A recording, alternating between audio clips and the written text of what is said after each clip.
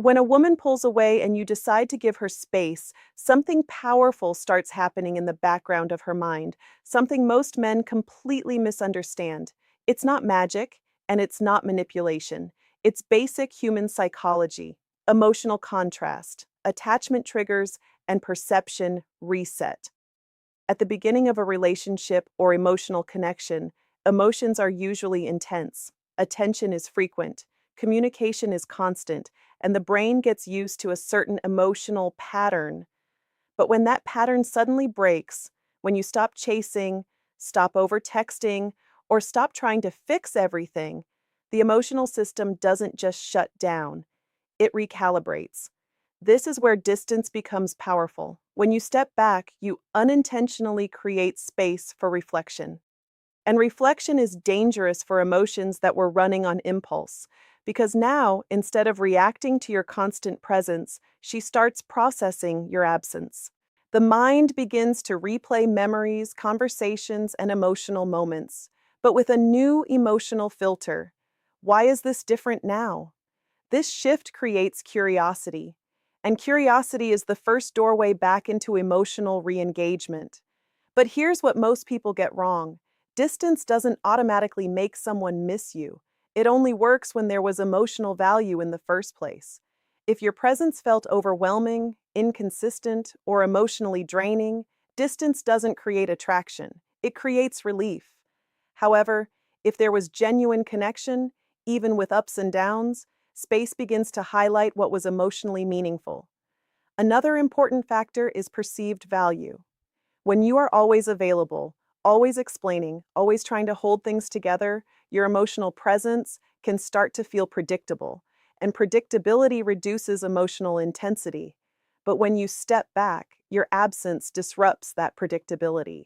She can no longer fully access your attention on demand, and that shift forces her brain to reassess your importance in her emotional world. This is not about playing games. It's about emotional reality. People often only realize the value of something when the access to it changes. Distance doesn't create love, but it reveals what was already emotionally significant underneath the surface. And that is where everything starts to shift, silently, internally, and often unexpectedly.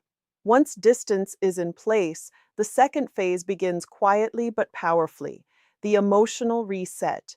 This is the stage where her mind starts reorganizing how she feels about you, not based on your presence, but based on your absence. At first, she may feel relief or even indifference. That's normal. When emotional intensity drops suddenly, the brain often protects itself by downplaying significance. But this is temporary, because the human mind doesn't stay neutral for long. It fills gaps with interpretation. And interpretation is where things start changing. She begins to replay moments that didn't seem important before. Small conversations, your reactions, your tone, even the way you cared or pulled away in certain situations. These memories don't return randomly. They are triggered by emotional contrast. The silence you create becomes the background noise against which your past presence starts to stand out. This is where nostalgia quietly builds. Nostalgia is not just remembering the good times, it's remembering emotional safety, attention, familiarity, and the way you made her feel at certain points. Even if the relationship wasn't perfect, the brain selectively highlights emotionally charged moments once direct stimulation is removed. During this stage, curiosity deepens into emotional questioning. Why am I thinking about him more now? Why does it feel different without him around? Did I undervalue what I had? These questions are not conscious decisions, they are psychological responses to emotional absence. Another key factor here is comparison. When you are not constantly present, her mind naturally compares your energy with everything else she is experiencing, social interactions, attention from others, or even solitude. And often, your emotional imprint becomes more noticeable in contrast to shallow or inconsistent alternatives. But the most important shift is internal. Control perception flips. When you were fully available, the emotional narrative was happening in real time. Now she has to reconstruct it from memory. And memory is not neutral. It is influenced by emotion, timing, and current emotional state. That means your value is no longer defined by daily interaction, but by how strongly you remain in her emotional recall. This is the phase where silence stops feeling empty and starts feeling loud. And slowly, without pressure or force, the idea of you begins to return, not as a reaction, but as a feeling she can't fully ignore. By the time distance has settled in, a deeper psychological conflict begins to form inside her mind: emotional dissonance. This is the uncomfortable gap between what she told herself about the situation and what she is now feeling in your absence. At the surface level, she may have justified the distance. Maybe she thought, I needed space, or it wasn't working, or even, I can do better. These thoughts create a sense of control. They help her feel emotionally safe in the decision to step away. But emotions don't fully obey logic. They wait in the background, and when your absence continues, those suppressed emotions begin to rise again. This is where the internal conflict starts. Her logic says, I made the right decision. But her emotional system starts whispering, why does it feel worse than I expected? That contradiction creates tension, and the human brain hates unresolved tension. So, what happens next is subtle but powerful.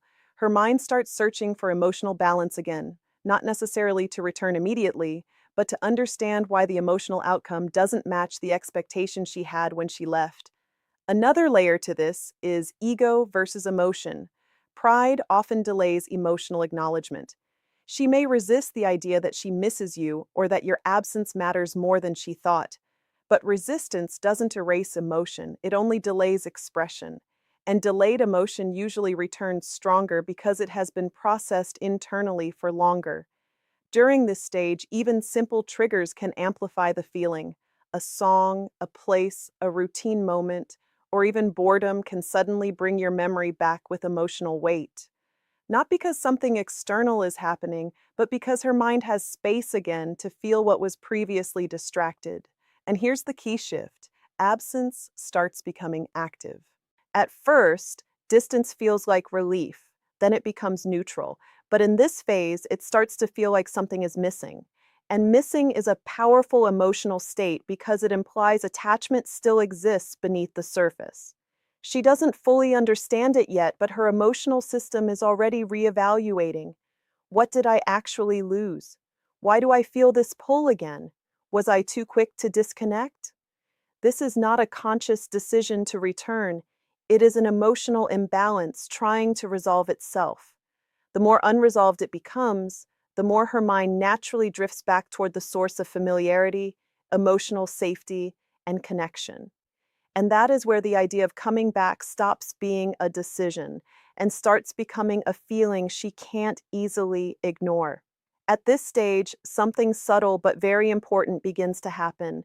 The emotional distance you created is no longer just silence, it becomes a psychological pull.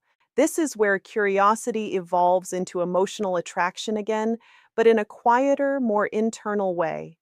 When a woman has had enough time without your presence, her mind stops focusing on why things ended and starts focusing on what your absence means.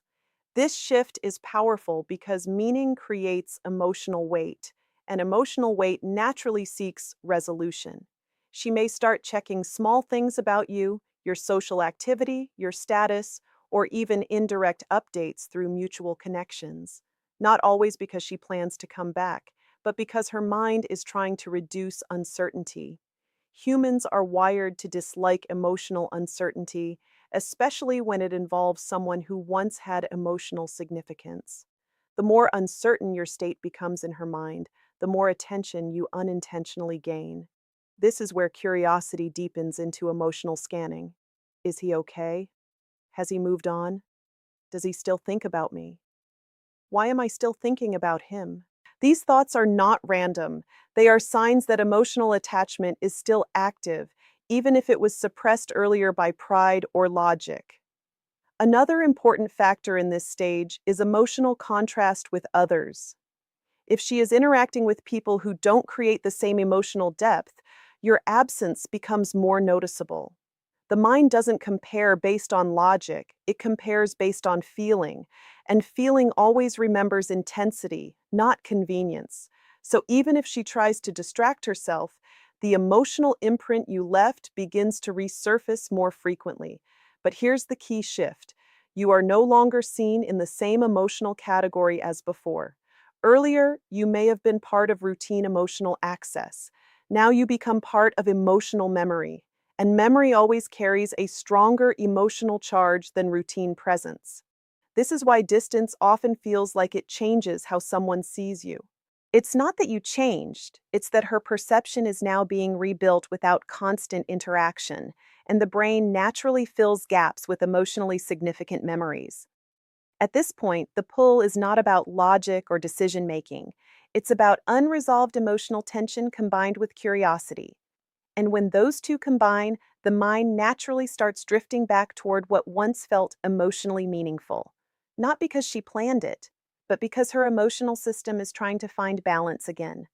This final stage is where everything that was building silently inside her mind reaches a tipping point, but not in the way most people expect. She doesn't come back just because she misses you. She comes back because her emotional reality collides with your emotional independence. The strongest return trigger is not your words, not your explanations, and not your attempts to reconnect. It is your absence of neediness. When a woman senses that you are no longer emotionally chasing, no longer waiting, and no longer anchored to her response, the psychological dynamic changes completely. At this point, her mind starts facing a new question. If he is no longer trying, does that mean I've actually lost him? That question hits deeper than nostalgia or curiosity. It introduces uncertainty about her own emotional position, and uncertainty is one of the most powerful drivers of re-engagement. But something even more important happens here. Your value starts to stabilize in her perception. Earlier, emotional confusion created distance, curiosity, and reflection. But now, your calm detachment creates a different kind of impact, respect mixed with emotional awareness. She begins to realize that your presence is not something automatically available anymore. And when access to emotional security feels uncertain, the mind naturally revisits its emotional archives. At this stage, she may reach out indirectly or directly. Sometimes it's a simple message, sometimes it's a casual check-in, and sometimes it's a deeper emotional reappearance. But the intention is not always fully clear even to her, because what is driving it is not logic. It is emotional imbalance seeking closure or reconnection. However, the key truth is this: she does not come back to the version of you who was chasing. She comes back to the version of you who stopped chasing. And that difference changes everything. Because now the dynamic is no longer about proving value, it's about recognizing it. And when recognition replaces pursuit, the entire emotional structure shifts. But here's the final reality most people miss. Even if she comes back, the outcome depends on your growth during the distance. If you use that time to rebuild your mindset, emotional stability, and self-respect, the reconnection can be grounded and healthy. If not, the cycle simply repeats. So the real power of distance was never about making her return. It was about making sure that if she does return, you are no longer the same person she left behind.